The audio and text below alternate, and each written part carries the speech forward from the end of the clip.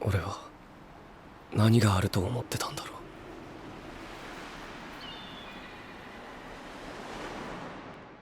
Kenapa seseorang yang dulunya hanya ingin melihat laut bisa berubah menjadi monster yang siap menginjak seluruh dunia? Kenapa Eren Yeager yang dulunya hanya pemuda polos kini dianggap sebagai ancaman umat manusia? Dan yang lebih penting, kenapa kita sebagai penonton justru bisa relate dan bahkan membenarkan pilihannya? Di video ini kita akan menyelami isi kepala Eren Yeager. Kita akan bahas apa yang membentuknya, keputusan gilanya, dan di akhir nanti kamu diuji lewat tes kepribadian. Apakah kamu sebenarnya sama seperti Eren? 痛みを感じろ。痛みを考えろ。痛みを受け取れ。 Protagoras pernah bilang, manusia adalah ukuran segala sesuatu. Tapi dalam dunia yang dibangun atas trauma, dendam, dan kehancuran, ukuran macam apa yang bisa membenarkan pembantaian massal? Semua berawal dari hari itu. Hari saat Titan kolosal menghancurkan Singgansina. Hari saat ibunya dimakan hidup-hidup. Hari ketika seorang anak kehilangan harapan dan menggantinya dengan kemarahan. Eren kecil pernah bersumpah, aku akan membunuh sebuah Titan. Tapi hidup tidak sesederhana itu. Seiring bertambahnya waktu, Eren sadar bahwa musuh sebenarnya bukan hanya makhluk raksasa. Musuhnya adalah sejarah, ideologi, ketakutan global, dan itu lebih menakutkan dari Titan manapun. Plato pernah bilang, hanya orang bijak yang bebas. Tapi Eren memilih jalan lain. Ia memilih kebebasan versi dirinya sendiri. Kebebasan yang dibayar dengan kehancuran. Keputusan Eren mengaktifkan Rumbling bukan hanya tindakan perang. Itu adalah deklarasi filosofi. Dunia yang menindas harus diratakan, tidak ada damai bagi mereka yang membungkam. Tapi, apakah itu benar-benar satu-satunya pilihan? Aristoteles percaya pada jalan tengah, keseimbangan dalam segala hal. Namun Eren telah melewati semua batas itu. Dia menjelma jadi simbol ekstremisme. Tapi ironisnya, kita bisa memahami dia. Bukankah kita juga dalam hati pernah berharap menghancurkan sistem yang menekan kita? Dan plot twistnya Eren selalu punya pilihan. Dia cuma memilih jalan yang paling berat, paling menyakitkan, tapi paling bebas versi dia. Dan disinilah Eren mengajarkan kita satu hal penting.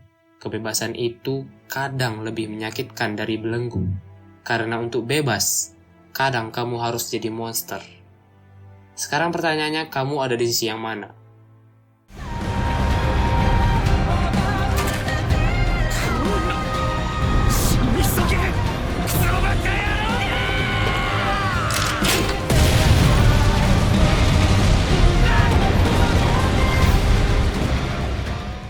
Sekarang saya mau ngajak kamu ikut tes singkat. Kamu akan tahu kepribadian kamu sendiri, apakah kamu tipe Eren, Armin, atau Mikasa.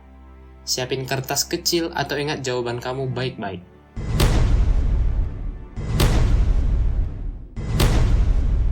Tes kepribadian. 1. Kalau orang yang kamu sayangi disakiti, kamu akan A. Langsung balas dendam. B. Analisa dan cari tahu motifnya. C. Menyimpan rasa marah dalam diam.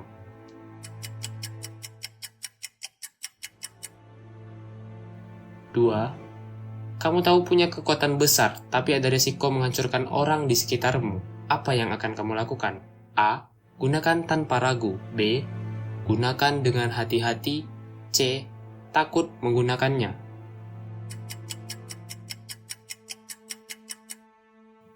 Tiga, menurutmu kebebasan itu A. Harus diperjuangkan meski berdarah-darah. B. Hak semua orang yang harus dilindungi. C. Ilusi, tak ada yang benar-benar bebas.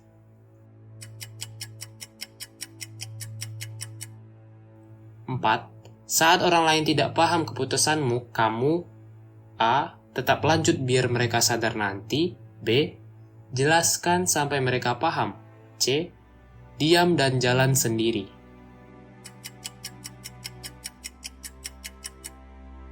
5. Ketika dunia menolakmu, kamu akan A. Lawan dunia itu, B. Cari cara damai, C. Menyendiri dan menghilang.